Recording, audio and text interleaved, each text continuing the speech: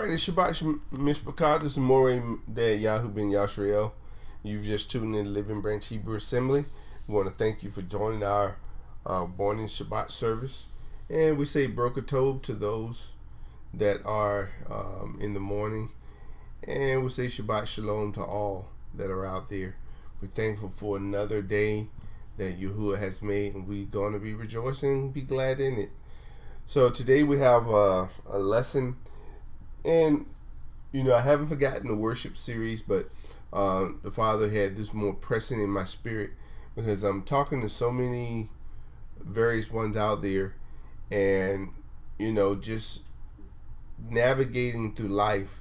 Just, need more examples, more insight, more witnesses, and just wanted to give a lesson to talking about navigating through this life.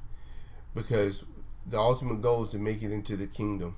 So we have to take every experience that we have as we are drawing closer and closer to Yahuah, that our life is based and focused around Him. So, and the best way to do that is to look at examples that you see in Scripture. And of course, today we're going to focus primarily on one of our prime examples. And that's Abraham, who was the father of our faith. And many lay claim as Abraham being the father of their faith. But we're going to look at it and just, talk about it and navigate through it. And hopefully give some encouragement and be able to provide a platform for those that are out there to be able to be able to get through life, because life is filled with challenges. I've had my life challenges. I've had ups and downs, and constantly having to adjust and having to reevaluate and make sure you're on the right path and that you're doing what's pleasing in the Father's sight. So it's not just a pill you can take and bam, it falls in place. But we're going to explore, and we're going to see that in doing this life, walking with the Father, there are things that you're definitely going to have to give up and shed. There are definitely things you're going to have to bring into your life. But the things that you have to sacrifice or you depart from are nothing in comparison to what the Father gives you. So this is for your learning and for your help. By no means look at where you are, what you're going through, as a I would say punishment, but look at it as a life lesson. What are you learning from it? What are you using it to grow closer to the Father? Or are you in a pity party wondering why am I in this, and why am I feeling the way I feel? So hopefully this lesson will help us all to navigate, including myself, because constantly I'm trying to refine my life and get closer and redefine. And when I say redefine, as things I see that I don't have, that I need, I add to my life. And things that I don't need, things that are hindrances, I have to subtract those from my life. Because what I want to end up in my life is the pure, unadulterated word of Elohim. That's what I want. And I'm hoping that's what all of us want in drawing closer to Him. So if you find out something, or you come into the revelation of something, or the understanding of something, and it's time now to draw closer to Him. And this is what this is a journey. You don't get there overnight. You grow. And you grow in knowledge, you grow in wisdom, you grow in understanding. And I pray that's what all of us are trying to do. And, that's why people, when they talk to me, I'm not looking at your life as a mistake. I'm looking at, okay, where can you go from here to get closer to the Father? Now, if I give you instruction, and you ignore that instruction, especially if the Father directs me to give that instruction, then I have to conclude, okay, you trying to find your own way to Him. When I say your own way, the only way we really can find to Him is the way that He laid out in Scripture. That's the way, how to approach Him. When He talks about His offerings, you couldn't have an offering with blemish. It couldn't have, it couldn't be a weakling. It had to be a certain prescription for an offering in approaching Him. So it's the same process for us. You can't approach Him through your own means. You can't have strange fires and all these things. So hopefully, this lesson today will help us to get closer, to be wiser, and to have a greater understanding of what the Father is looking for and what He's requiring. All right, Mr. Pekah, let's pray. Baruch Hashem Yahuah Eloheinu Melech HaOlam. Father, thank you for another wonderful Shabbat. I pray, Father, you continue to let the Shabbat be a delight. Let us delight in that Shabbat and let us understand, bring us even into a deeper revelation of your Shabbat. Because I know, Father, as you continue to draw us out of paganism, there are more things you're going to reveal to us. And I pray, Father, our hearts are in position and our minds are ready and receptive to be able to take the things that you have for us, and that we will incorporate them in our lives and make them an integral part. Now, Father, as we talk about this lesson and we go into this lesson, navigating through this life, help those out there, Father, that are faced with decisions, that are faced with obstacles, that are trying to make decisions and trying to see their way. I pray, Father, that you be a brilliant light in their life that will shine and show them and give them direction. I say Todah, Father, in the name of Shiach Yahushua, Hallel to Yahuah. Amen. All righty. Now, if you have any questions or want to contact me, you can do that at info@living-branch.org. And we are reaching out globally. We'll go over all the other stuff at the end of our service. So, our key verse for today that I want you to home in on is in Bereshit of Genesis chapter 15, verse 6. And he believed in Yahuah, and he counted it to him for righteousness. Now, this word believe here that's aman, and it means to build up or support. Now, here's an interesting definition: to foster as a parent or nurse. Figuratively, to render, to be firm or faithful, to trust or to believe in, to be permanent or quiet. So this word, Amah, is where you see Abraham grounded there. He had trust. He had belief. He had a strong life force. And that's because of who he believed in and who he trusted in. Because when you look in the Hebrew text, you will see it'll have a bet, then Yahuwah's name, so it'll be Ba Yahuah. So that means in Yahuwah, if you want to look it up in the Hebrew text.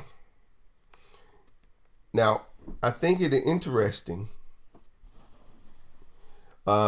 Another place that this word is used was in Numbers 11, verse 12. It's where Moses is talking to the Father about the burden of leading the people. And he asked them, have I conceived all this people? Have I gotten them, that thou shouldest say unto me, carry them in thy bosom, as a nursing Ammon father beareth the suckling child, unto the land which thou sweareth unto the fathers. Now the question is, what would they be suckling on? What was Moshe feeding them? He was feeding them the words directly from the Father. And that's going to be key for us understanding, navigating this life. Because we have to draw our substance from somewhere in order to navigate. Now, I want to just talk a bit, because you're going to find that navigating the word of Elohim becomes crucial. And I just want to touch on a couple of places. And notice here in Psalms of Tehillim 119, 105, the noon. Noon stands for life. Thy word is a lamp unto, now notice it says feet, and a light unto my path. So your feet have to be on a path. Now you have to ask yourself, because if you go down through the woods, go out and look, you can see usually there's you can see a path through the woods where animals tend to navigate through the same path, because it makes it easier, and you can look down and you can see they've trodden down a path. So the path that we're looking for is not a new path. We're looking for an ancient path. And most of the things that have been cropping up are newer paths. Paths that have been invented through Christianity, through other religious denominations that have just popped up. But what we're looking for is the ancient path. And that's why we're going to start with Abraham. Now notice this, order my steps, because if you're on a path, you have feet, then those feet take steps. Okay? And so the psalmist here says, order my steps. Now where are the steps? Is back to what? This right here, the word. In thy word, let not any iniquity have dominion over me. So the word of Elohim becomes so crucial in you navigating this life, through this life. And yet and still, many of us have not realized just how crucial applying the word of Elohim to our lives and living by this word can be for our navigation. And because we've charted a course, and we're wondering, okay, I'm lost now. Nothing worse than being someplace and being lost, and trying to find tell you an experience when we were driving up to Galilee, and of course we had we were using navigation for where we were going. But the destination that we picked didn't have a specific location. It wasn't a hotel. It wasn't something readily identifiable. It was just where the pinpoint came to on the map. And so we got to, when we were going, I was the last car in the lineup since I had a navigation. And the navigation said to go right, but the car in front of me, they had lost everybody, and they went left. So I followed the navigation, and the navigation brought me to it wasn't just a address. So when I found out, hey, after I found some other brothers, my good brothers from down in Texas, we all, ran across each other. And so one of the strategies we employed in navigating was, instead of just riding all over the place, find out where where everybody else was, and get a specific landmark, not just a general, I'm over here by this building. Get an address, get a specific destination, so that where you're going, you can pinpoint it. And then no matter how many turns or how many streets you have to go on, you can stay on course. And see, what happens to us in this walk, many of us haven't identified a destination that the Father's telling us to go to. And we're going to see when Abraham set out, he was using the Father's navigation system. He wasn't just using his own. And many of us have not even taken the time to ask the Father, Father, where do you want me to go? What do you want me to be? Where do you want to take me? And then some of us he's shown, but we haven't asked him, how do we get there? Father, what is the best chart or best directions or the best way for me to get from point A to point B? Because you notice on our navigation today, you can do a couple of settings. You can have it take the shortest route, which the shortest route doesn't always mean it's less time. Or you can have it take the less time. You can have it avoid tolls. So it's all kind of ways to navigate. But what we want is what Psalms 119, 130 says, order my steps in thy word. We want our steps to be ordered by his word. Okay, then go to Psalms 37, verse 23. The steps of a good man are ordered by Yahuah, and he delighteth in his way. Psalms 130, verse 3. For thou art my rock and my fortress. Therefore, for thy name's sake, lead me and guide me. Instead of trying to create your own way, let's let him lead and guide us to navigate through this life. Psalm 73, verse 24. Thou shalt guide me with thy counsel, and afterward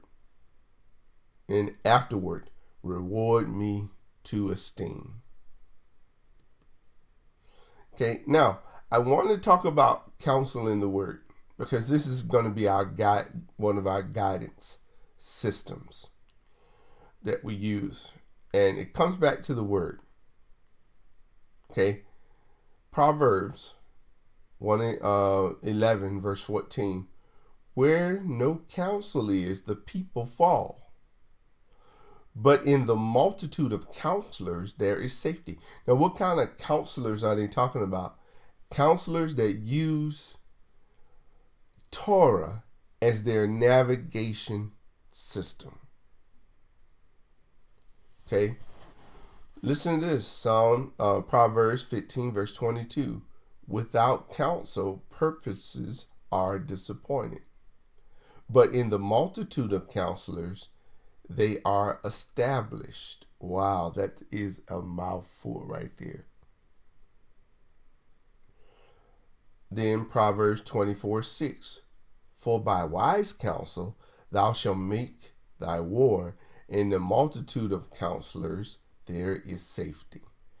Now, I wanted to throw a verse in here about wrong counsel, because sometimes we get counsel from people that don't use Torah. Friends, family. They're not, they're giving opinions. But you want those that are going to give you substance from Torah. Okay? Or from the Tanakh. Thou art wearied in the multitude of counsels. Let now the astrologers, the stargazers, and monthly prognosticators stand up, save thee from these things that shall come upon thee. So this is who they were taking counsel from in Yeshayahu's time.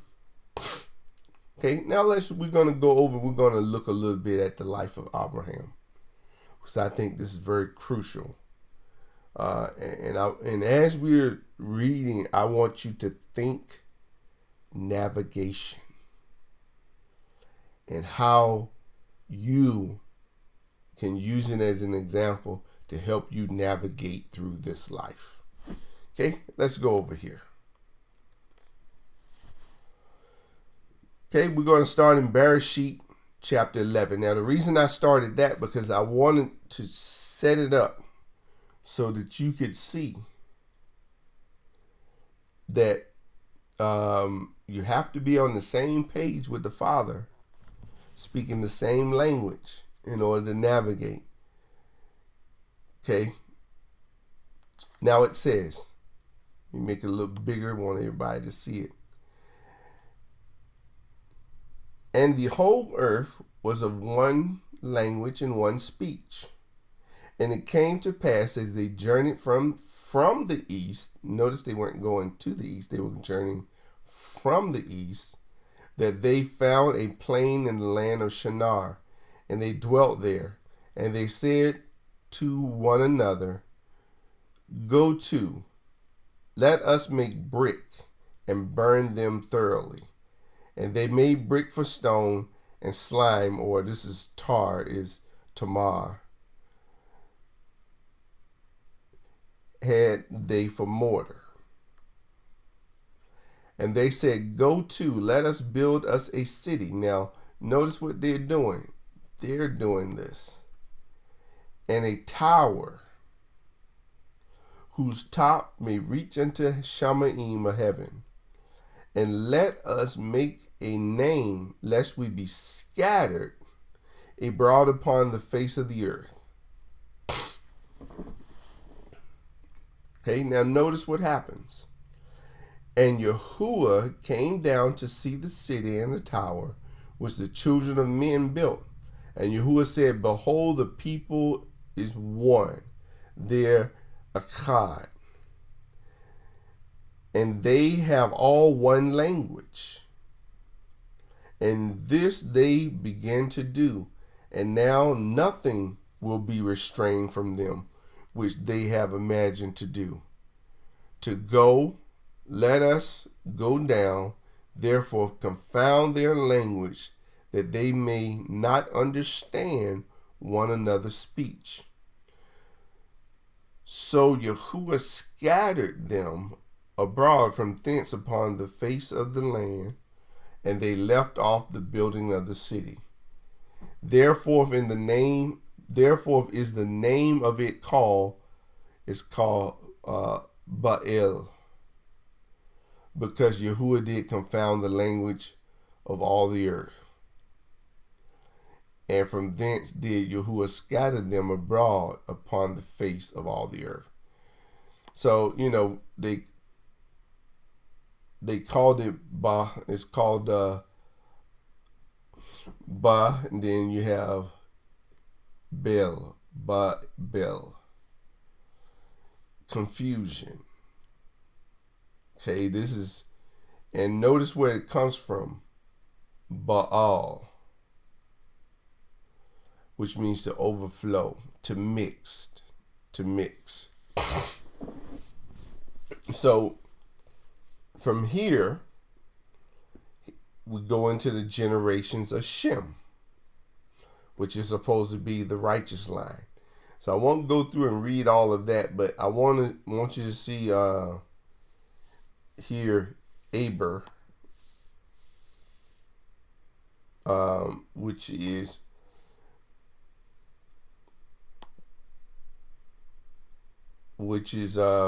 it's actually a region across. It's supposed to be he was supposedly this is where the first Hebrew comes from. Okay, then it goes on, it gives the whole line. Then it gets down here, it says, and Terah lived 70 years and begat Abram, Nahor, and Haran. Now we'll pick up here. Now these are the generations of Terah. Terah begat Abram, Nahor, and Haran. And Haran begat Lot. And Haran died before his father Terah in the land of his nativity, in Ur of Chaldee. Abram and Nahor took them wives. One of Abram's wives was, the name of Abram's wife was Sarah, and the name of Nahor's wife, Milcah, and the daughter of Haran, the father of Milcah and the father of Iscah.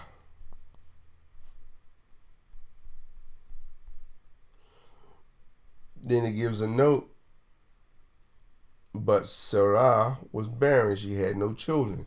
And Terah took Abram, his son, and Lot, his son, the son of Haran, his son's son, and Sarah, his daughter-in-law, his son Abram's wife, and they went forth with them to Ur of Chaldee, to go into the land of Canaan. And they came unto Haran and dwelled there. Now, I want you to notice here, I thought this was quite interesting, the place that they came to dwell.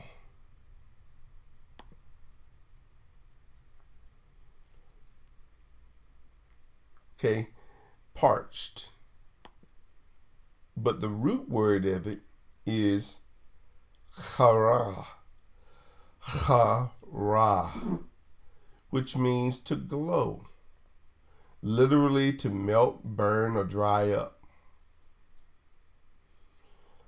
And dwelt there. In the days of Terah were 205 years, and Terah died in Haran. Now we get to the 12th chapter. And as soon as the father dies, notice what happened. Now Yahuah said unto Abram, get thee out of the country, and from thy kindred, and from thy father's house. Notice 3 things he mentions. Out of the country, so this parched place that they were in. From thy kindred, talking about, let's look here and see what it's talking. Thy lineage, your family, and specifically from your father's house, unto a land that I will show you. So the father's now taking over the navigation. At first it was Abram's father that was leading the family. Now his father dies. Now Yahuah steps in and tells him to leave your country, your kindred, and your father's house, and unto a land that I'm going to show you. I'm going to navigate you there. And what was his promise? I will make thee a great nation, and I will bless thee and make thy name great, and thou shalt be a blessing. And I will bless them that bless thee, and curse him that curse thee, and in thee shall all families of the earth be blessed. So now, you know, when you bring up your navigation tool, on your iPhone, your Android, or whatever you use, your navigation in your car, and you hit start, that means you're going to start the journey. Many of us have been talking about the journey, but we haven't hit the start button to start the journey. Abraham hit his start button because it says in verse 4, so Abraham departed. He hit the start button. He started navigating. As Yahuah had spoken unto him, and Lot went with him. Abram was 75 years old when he departed from Haran. And Abram took Sarah, his wife, and Lot, his brother's son, and all their substance that they had gained, and the souls. Now that's interesting that it mentioned there. We talked about that in the Torah portion. So apparently he was telling people about this walk, that the souls that he had gotten in Haran, and they went forth to go to the land of Canaan. Unto the land of Canaan they came. And Abram passed through the land unto the place of Shechem, unto the plains of Moriah, and Canaanites was then in the land. Notice, and Yahuah appeared unto Abram and said, unto thy seed will I give this land.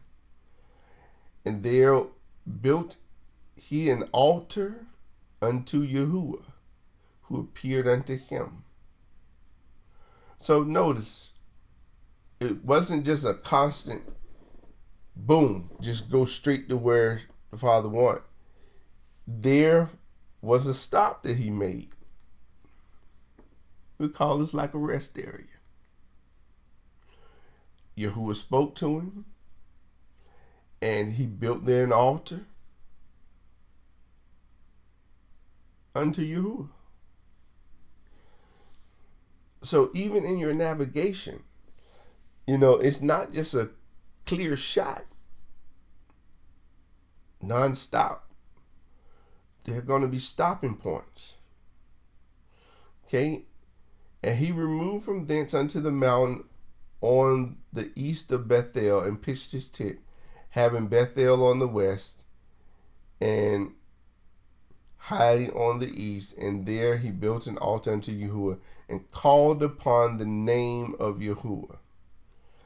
And Abram journeyed, going on still toward the south.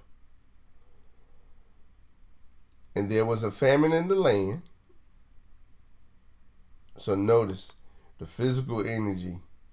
He had to even the Father was controlling all of that. And there was a famine in the land, and Abram went down to Egypt to sojourn there, for the famine was grievous in the land.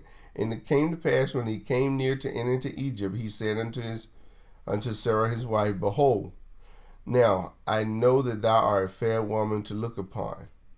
Therefore it shall come to pass, when the Egyptians shall see thee, that they shall say, this is his wife, and they shall kill me, but they will save thee alive.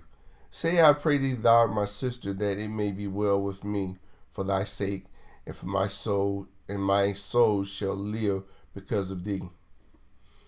So we remember when he went down there. So in this journey, now I want you to think about, sometimes we think that going someplace is so clear cut, but it's not always that clear cut. There are obstacles. There are decisions to be made. There are constant navigations, constant green lights, red lights. And you've got to be aware of what's going on. Okay, and notice, and it came to pass when Abram was coming to Egypt, and the Egyptians beheld the woman, that she was fair. The princes also of Pharaoh saw her, and commended her before Pharaoh. And the woman was taken into Pharaoh's house, and he entreated Abram well for her sake. And he had sheep and oxen, and he donkeys and men servants, maid servants and she donkeys and camels. And Yahuah plagued Pharaoh and his house with great plagues because of Sarah, Abram's wife. And Pharaoh called Abram and said, What is this? What is this that thou hast done unto me? Why dost thou not tell me that she was thy wife? Why sayest thou, she is my sister? So I might have taken her to me to wife. Now therefore, behold thy wife, take her, go thy way. Pharaoh commanded his men concerning him, and he sent him away and his wife and all that he had. So you see there's still, even within the journey, there's navigational points that you're gonna have to depend on Yahuah to help you through. Famine, places that you're gonna go, people that you're gonna encounter. And through all of this, you have got to know how to navigate. And the Tanakh with Torah as the foundation is your best basis for understanding and knowing how to navigate. Okay, now let's go over to chapter 15.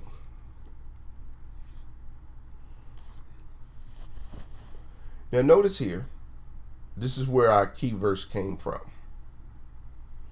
After these things, the word of Yahuah came unto Abram in a vision, saying, Fear not, Abram, I am thy shield and thy exceeding great reward.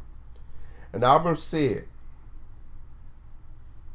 Yahuah Elohim, what wilt thou give me, seeing I go childless, and the steward of my house is this Eleazar of Damascus?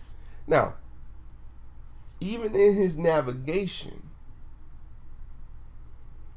he's faced with challenges. We noted earlier that Sarah was barren. So he's asking Yahuah, okay, Yahuah, I'm childless. I need you to help me navigate that. So Yahuah tells him, and Abram said, Behold. Okay, well, this continues on Abram. And Abram says, Behold, to me thou hast given no seed, and lo, one born in my house, and my own is my heir. And behold, the word of Yahuah came unto him, saying, This shall not be thy heir, but he that come forth out of thy own bowels shall be thy heir. And he brought him forth abroad, and said, Look now towards Shamaim of heaven, and tell the stars, if thou be able to number them. And he said unto him, So shall thy seed be. And he believed in Yahuah, and he counted it to him for righteousness. And here this man is, not a child in sight, old, but he had enough in him to trust and to lean on what the Father said, that his seed would be as great as the stars.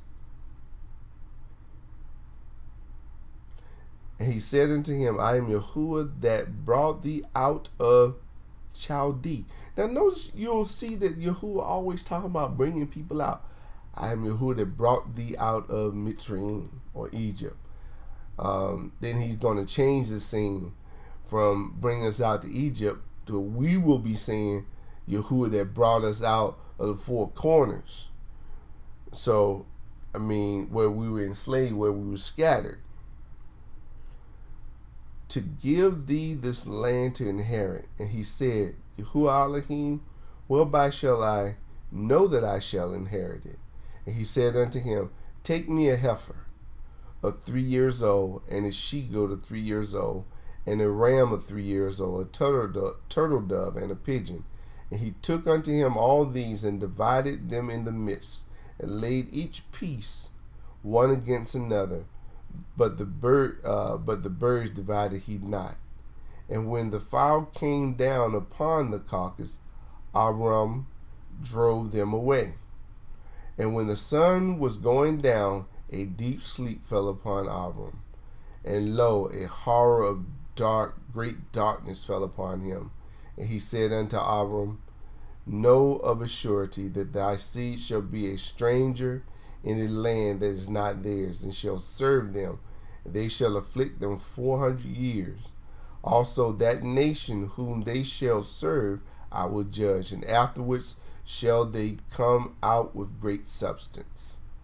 And thou shalt go to thy fathers in peace, and thou shalt be buried in a good old age.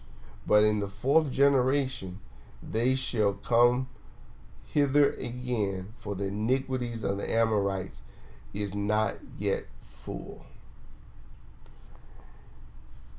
And it came to pass that when the sun went down and it was dark, behold, a smoking furnace and a burning lamp passed between the pieces. In the same day Yahuah made a covenant with Abraham, saying, unto thy seed have I given this land, from the river of Egypt unto the great river, the river Euphrates. The Kenites and the Kenizzites and the Carmelites and the Hittites and the Perizzites and the Raphidins and the Amorites and the Canaanites and the Girgasites and the Jebusites. So you see here he made a covenant. As you journey, Miss Bakah, you're going to find that you're going to come into different places, different levels, different understandings as you grow. Some of us are new in the walk, so we have to just continue to walk this thing out and trust his word, get to know him more, and navigate. Some of us are faced with decisions. Those decisions are not designed to break you. They are designed to make you trust him in all points. Because if you see the father of faith, the father told him he was going to show him a land where that he was going to give him. Let's go back over there, because we really, he said, a land that I will show thee. A lot of times when we are journeying, we want the Father to show us everything up front. Show me everything I got to face, but it doesn't work like that. This is what builds trust and confidence. As you're going through, you rely on him in every situation, whether it's job, whether it's relationship with people, whatever the case may be. And every decision that you're making, you're basing it on his scripture or on his voice. Because sometimes he might tell you and show you things through dreams and visions. So this is all a part of navigating. And the whole thing is we want to get closer. And some of us have made mistakes in our navigation where, we attributed things to the Father that wasn't him. So what you have to do, you got to hit that button again and start that navigation over, and let him guide you through the process. And I can say for myself, as I look back over my whole life, I don't take anything that is happening in my life lightly. I look at it and like, okay, Father, now I understand why this happened, why that happened, why this happened, why you allowed this to happen. I understand why you held back this blessing to this point. So it's a lot of things, what they say hindsight is 20/20, that you'll be able to see. But when I'm right there in the midst of stuff, it was like, Father, help me. I don't understand. But now that you've distanced yourself from different things that have happened over the course of your life, you can look back and say, now I understand why he did it the way he did it and why it came that way. So I'm ever thankful. And I'm always just asking the Father to give me clarity of thought and mind and put righteous counsel in my life, to let me navigate according to the word. That way I can make it to the destination that he has assigned. Because there are greater things that we all must do and we all must obtain too. And the Father's calling us to a higher level. And I'm trusting you want to go there. But in order to go there, you're going to have to trust him. You're going to have to release and let him take over navigation and guide you. So that being said, Ms. Picard, I just want to pray for you.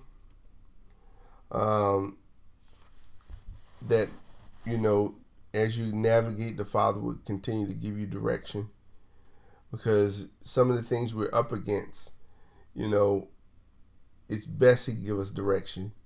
Because if people give us advice, it's going to mess us up. It's going to mess us up. All right, as we pray, Father, I pray for my Miss Picard out there as they're navigating through this journey, through this walk. I pray, Father, you give them insight, wisdom, knowledge, understanding, counsel, memory, recall, to use your word, that lamp unto their feet and light unto your path, to help them to navigate through. As you navigate, help Abraham, help them, Father. Show them the integral parts.